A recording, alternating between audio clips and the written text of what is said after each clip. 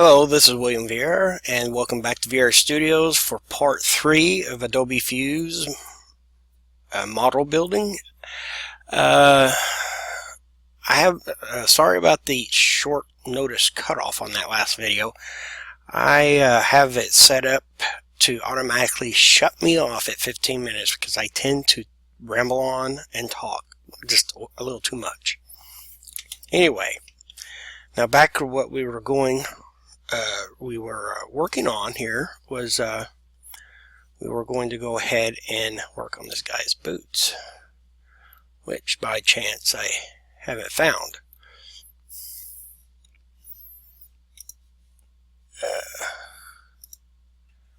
What in tarnation is this thing?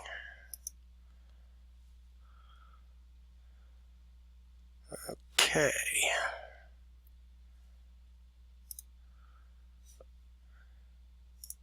Solid color. Just out of curiosity. The laces. Well, let's make those kind of a dark to black. That's what we want here. Let's just go all black. Let's look at that.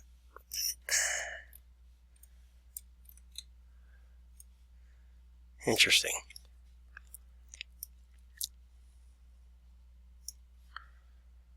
Opacity.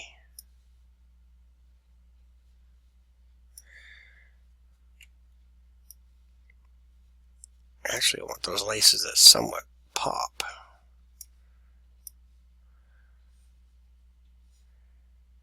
That's about as good as it's going to get.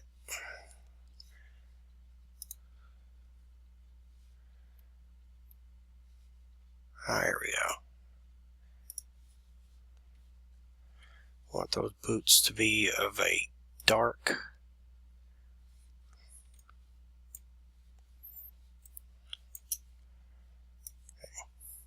This is what we're looking at. Our color might make those a little more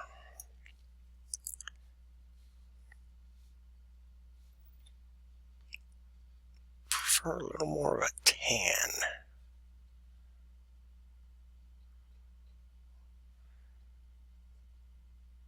Too bad I can't. There we go. Hit OK on that.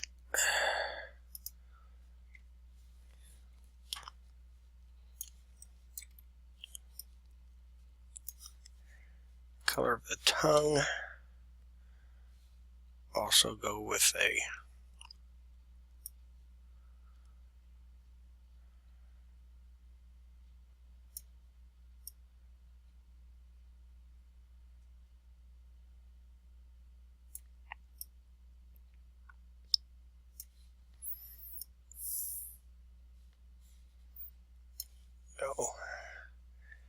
the mesh, and that should be all dark black, I believe.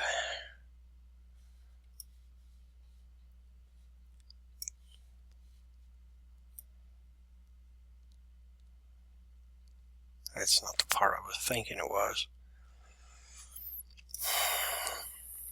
Let's cancel that. Maybe I can find a fabric that best fits that. Leather. No, no. Lord, no. Possibly.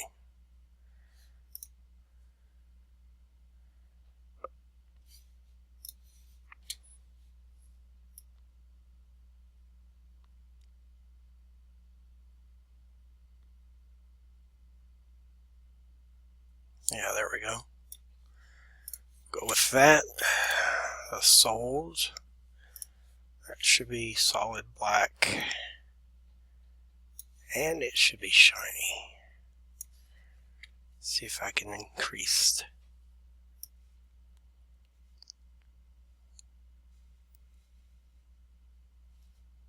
Oh.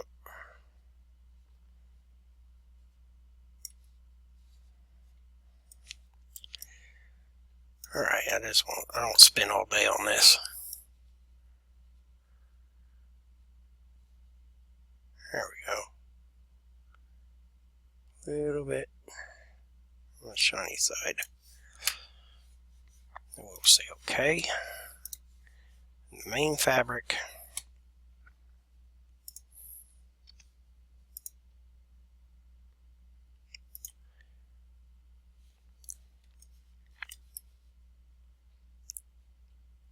Probably should also be leather, but much darker leather. Or lighter in this case.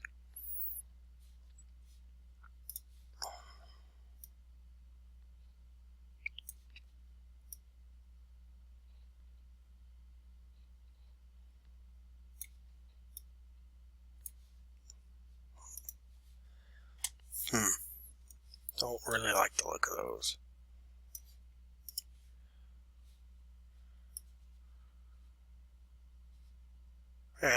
Okay.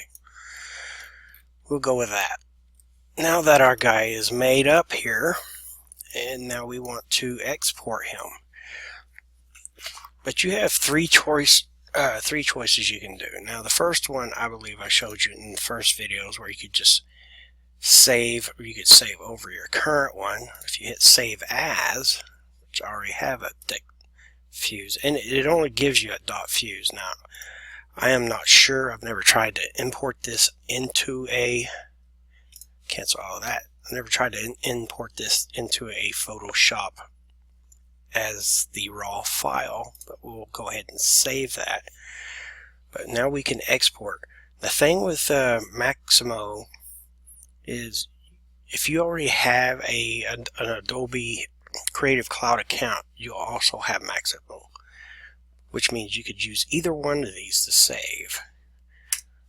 For instance, I will put on here Dexter 2, I believe. Now, it sometimes can take a few minutes to upload this into the Mixamo website. And I believe that was, and here we go, 16 meg is the file, not too bad.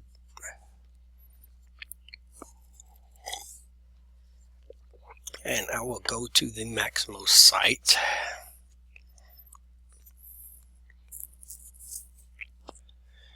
As soon as it's done here. And I will also save a copy on my Creative Cloud libraries. So when we pull into Adobe Photoshop, should be able to just pull it right on in. Okay.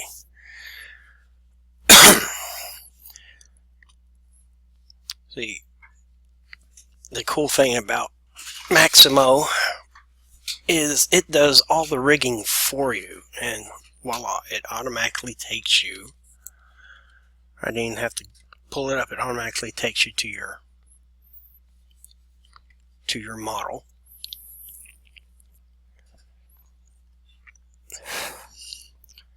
And I will pause while it still remains rigging. Okay, my model's in and it's pre-animated already. He's looking around. It's kind of really cool to see your model come to life. Your own creation. Now, that's the good part. Now you can go to my assets, where I already have Dexter 2. Let's so here. Oh. Let me go to Dexter 2 here. And this is where we can begin to start modeling. Go to your animation here, and you can choose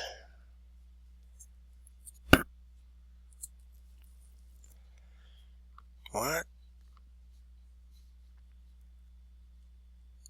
Oh, did it not load all the way in? What's this?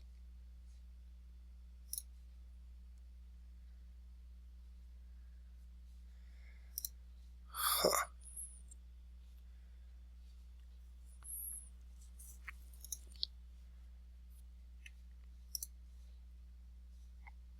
Well, I don't know what happened to my character. Ah, there he is. So I was trying to load up here. Now on this guy, you can, of course, you can edit your rigging.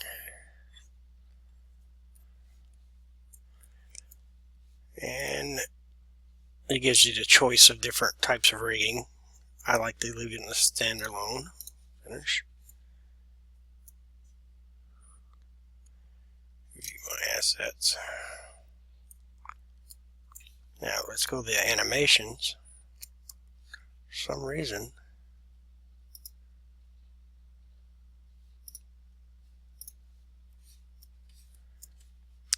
that's interesting. Ah, here we are.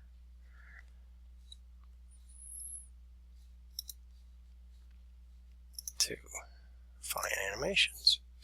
That's what I was looking for right there. Now here you can add any kind of animation you want.